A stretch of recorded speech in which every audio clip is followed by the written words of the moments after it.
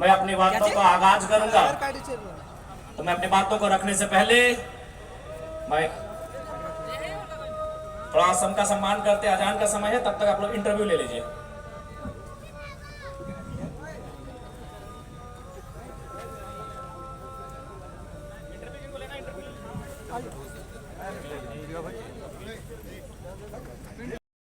हमारे मंच में मंचासीन वरीय उपाध्यक्ष महोदय, प्रधान माफ कीजिएगा महासचिव, उपाध्यक्षगण, सचिवगण, महामंत्रीगण, महिला मोर्चा की केंद्रीय अध्यक्ष, उनके साथ महिला मोर्चे के तमाम उपाध्यक्षगण, सचिवगण, युवा मोर्चा के तमाम पदाधिकारी और हमारे कोल्हान प्रमंडल के महामंत्री, महासचिव और साथ ही साथ प्रत्येक जिला में चयनित हमारी गठन किए गए तमाम पदाधिकारीगण और साथ ही साथ लोकतंत्र के चौथे स्तंभ मीडिया बंधु, press media, print media, digital media, electronics media, सभी को जोहार, झारखंडी जोहार, नमस्कार, आदाब। और साथ ही साथ देख पा रहे हैं जैसा कि स्थानीय थाना प्रभारी भी आए हैं अपने दल बल के साथ, उनका भी बहुत बहुत धन्यवाद करते हैं, आभार करते हैं।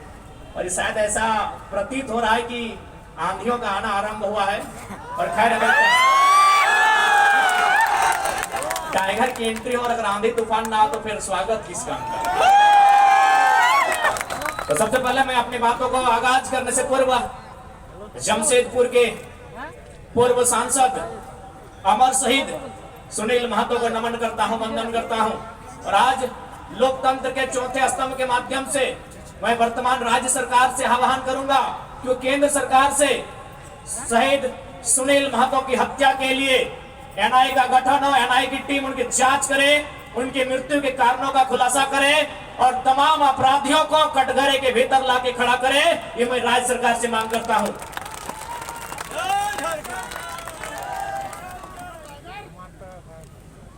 क्योंकि अगर आज एक एमपी को इंसाफ नहीं मिल पाएगा, एमपी जो प्रधानमंत्री के कक्ष में बैठता है, एक एमपी जो राष्ट्रपति के सम्मुख जाकर अपनी बैठकों को भाग लेता है, अगर इस राज्य में, इस देश में एक मेंबर ऑफ पार्लियामेंट को न्याय नहीं मिल पाएगा तो एक आम व्यक्ति न्याय की अपेक्षा कैसे रख सकता है। इसलिए मैं राज्य सरकार, चूंकि झारखंड मुक्ति मोर्चा की सरकार है और शहीद सुनील महतो झारखंड मुक्ति मोर्चा के अंग थे, हिस्सा थे, मैं सरकार से ये मांग करता हूं।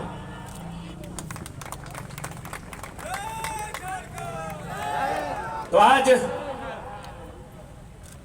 ये मेरे लिए भी गर्व का विषय है और शायद ये झारखंड के इतिहास का पहला विषय होगा कि हम प्रत्याशी हैं कोयलांचल का और नारा अगर जमशेदपुर में लग रहा है तो ये भी गर्व का विषय है।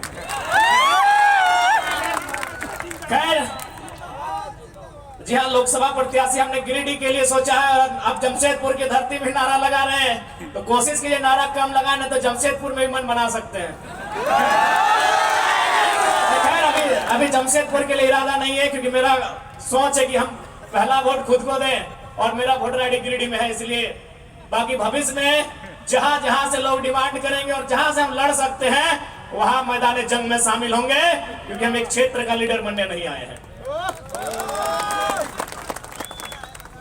आज ये कोल्हान की धरती, आज इस धरती के चारों ओर बड़ी बड़ी इमारतें, न जाने कई हजार फैक्ट्रियां, कंपनियां, एक बड़ा उद्योग का क्षेत्र, लेकिन आज जब स्थानीय लोगों को वहां निम्न पाते हैं तो बड़ा सवाल आता है कि आखिर किसके लिए यह झारखंड राज्य अलग किया गया। 88 सालों का संघर्ष, 88,000 का बलिदान, धरती आबा बिरसा मुंडा की जन्मतिथि 2015 नवंबर को यह राज्य अलग हुआ। बिहार राज्य से कटकर 46% भूभाग लेकर 79,714 वर्ग किलोमीटर और उस समय 18 जिले लेकर यह राज्य अलग हुआ। लेकिन आज आप देख सकते हैं, आपकी नजर जहां तक जाएगी, आप जहां तक अपनी नजर को दौड़ा सकते हैं, आज आपको एक ही चीज तस्वीर सामने आएगी कि आज भी झारखंड के लोगों को छलने का, ठगने का काम किया जा रहा है, उसके खिलाफ हम उलगुलान लेकर आए हैं। इन साफ शब्दों में कहेंगे कि मर्यादा पुरुषोत्तम को श्री राम कहते हैं, मर्यादा पुरुषोत्तम को श्री राम कहते हैं, बांसुरी वाले को घनश्याम कहते हैं, मिसाइल मैन को अब्दुल कलाम कहते हैं, और जो टाटा बीसीएसएल से आंख मिलाए उसे टाइगर जयराम कहते हैं। बिल्कुल सवाल होगा, जबकि मुझे बहुत सारे लोगों ने कहा कि आप फ्यूचर के लीडर हैं झारखंड का, आप झारखंड का भविष्य है, आप अच्छा बात बोलते हैं, आप अच्छे हैं भी, लेकिन कोशिश कीजिएगा कि कोल कंपनियों के खिलाफ मत बोलिएगा, टाटा वेदांता बिड़ला के खिलाफ मत बोलिएगा, ये बड़ी हस्ती है।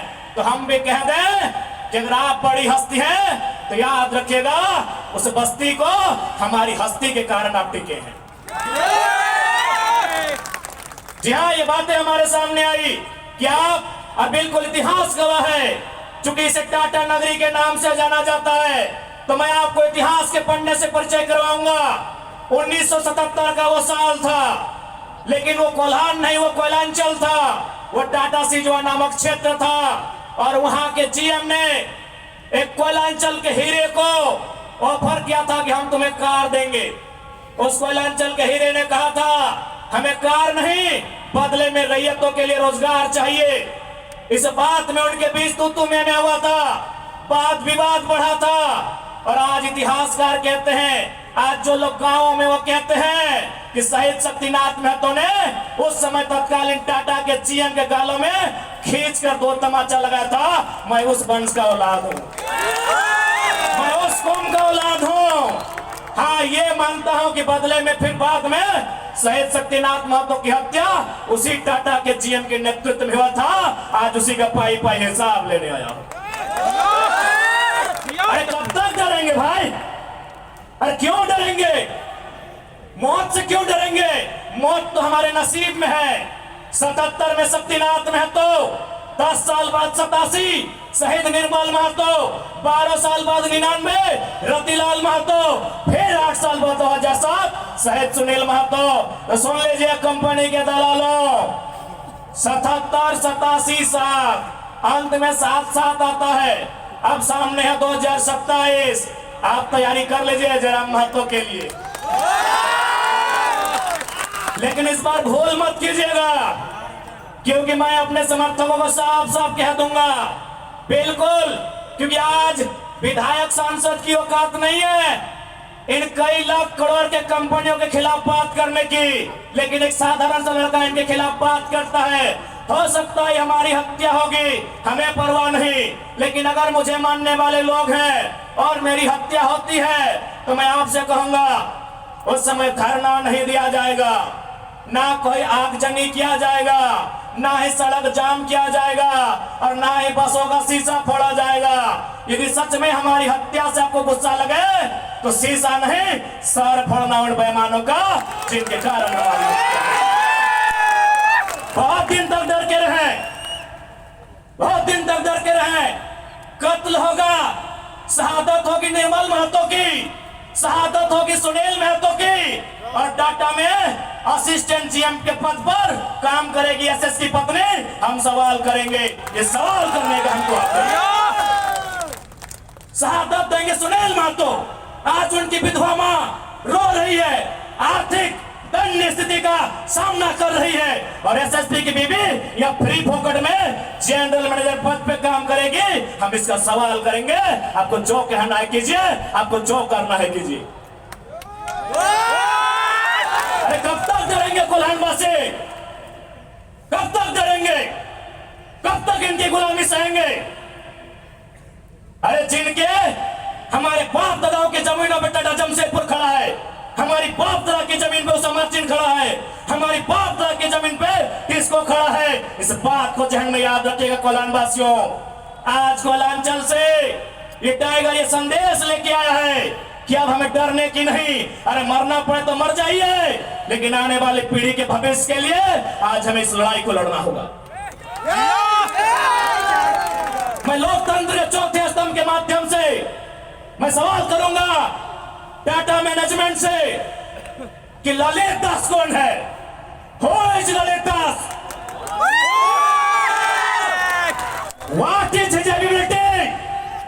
उसकी योग्यता क्या है? कौन है ललित दास? उसकी योग्यता क्या है? कितना तक पढ़ा है कि आज सीएसआर को संभालेगा? आज IL6 में नौकरी करेगा?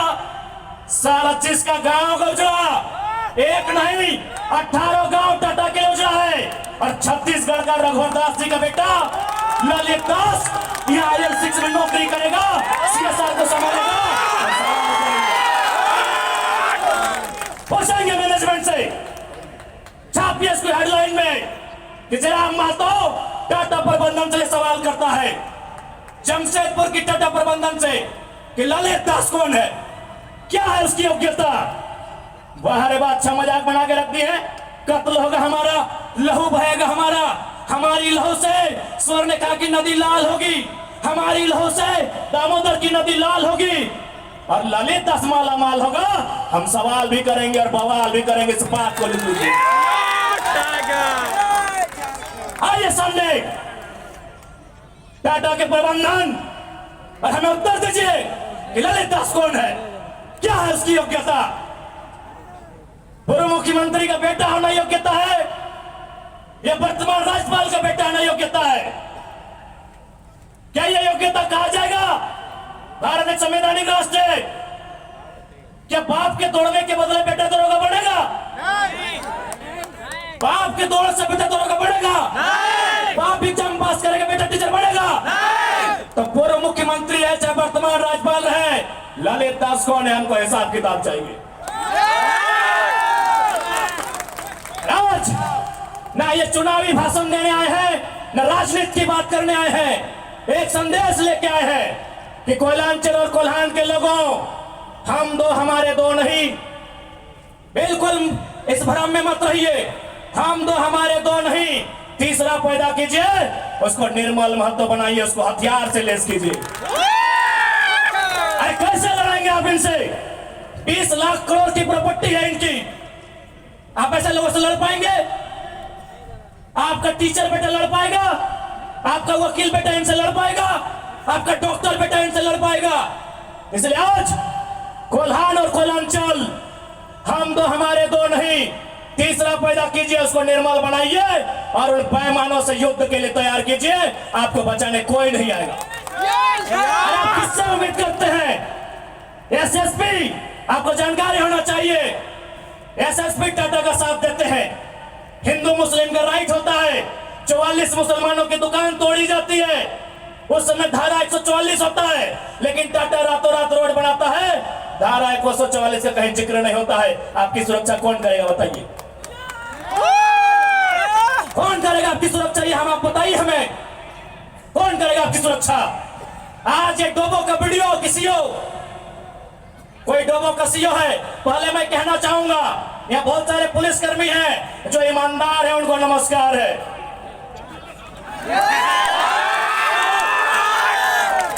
IAS रहे चाहे IPS रहे, जो ईमानदार है उनको नमस्कार है। अगर कंपनी में भी ईमानदार लोग हैं तो ईमानदार है, उनको नमस्कार है। लेकिन सुनने में आया है कि डोबो का सीओ 20,000 रुपया प्रति एकड़ अपने बाप का जमीन मोटेशन करवाने के नाम पे मांगता है। ऐसे सीओ को जो डोबो का सुनने में आया है, उसको तो हम में लेकर डुबा दीजिए। इस बात को हम चिन्ह ठोकते हैं। उसका बाप का जमीन है क्या? 20,000 नहीं, 20 पैसा नहीं मिलेगा, 20 पैसा नहीं मिलेगा। वीडियो का बाप का जमीन है, सीओ का बाप का जमीन है क्या? लेकिन आपके बाप का दादा का ये जमीन है, ये 4000 साल से हम ये खेती बाड़ी करते हैं, ये हमारा प्रमाण है। अरे अब तो दुनिया के वैज्ञानिक मान रहे हैं कि सबसे पहला इंसान सिंहभूम से निकला था। आप गर्व कीजिए अपने इतिहास पर, आप गर्व कीजिए अपने इतिहास पर। ये हम नहीं कह रहे, ये दुनिया के रिसर्च की टीम कह रही है कि जब दुनिया जल में था और जल से जो मिट्टी का कण पहले बाहर आया था और सिंहभूम का इलाका था, ये दुनिया के रिसर्च टीम कह रही है। यानी ये जमीन हमारी है, ये भूमि हमारी है, और आज यहाँ हम बेगाने बन के बैठे हैं। आज यहाँ हम दर बदर की ठोकरें खा रहे हैं। आज हमारे यहाँ कत्ल किया जा रहा है और एकदम साल दर साल किया जा रहा है। 77 में, 87 में, 97 में, 7 में एकदम कंटिन्यूली हमारा कत्ल किया जा रहा है और आज हम हाथ धर के बैठे हैं। आज हम कहना चाहेंगे, आज बिल्कुल अगर हम होते निर्मल दा के समय, यदि हम होते सुनील दा के समय, कसम से आंख से आंसू नहीं बहाते, कसम से आंख से आंसू नहीं बहाते। उनकी मौत के साथ साथ और 100 लोगों को मरने के लिए तैयार करते और आंख से आंसू नहीं उनको नदी में बहाते जो उनकी मौत का कारण बने थे। हमने आंख से आंसू बहाया, हमने अनाथों जैसा अनुभव किया कि हमारे लीडर चले गए। अब रोने का समय नहीं है, अब बिलखने का समय नहीं है, इंतकाम का समय है। क्योंकि आने वाला 20 साल बाद आने वाली पीढ़ी ना वो निर्मलदा को पढ़ने का समय जुटा पाएगी, ना वो बिरसा मुंडा को पढ़ने का समय जुटा पाएगी, ना वो शेख भिखारी को पढ़ने का समय जुटा पाएगी। आने वाली पीढ़ी सवाल भी नहीं कर पाएगी। इसलिए आज आपको अपने हर एक घर से, हर एक परिवार से एक एक औलाद को, चाहे बेटा या बेटी रहे, एक एक औलाद को फौलाद बनाना होगा। ये आज मैं कोल्हान वासियों को कहना चाहूंगा।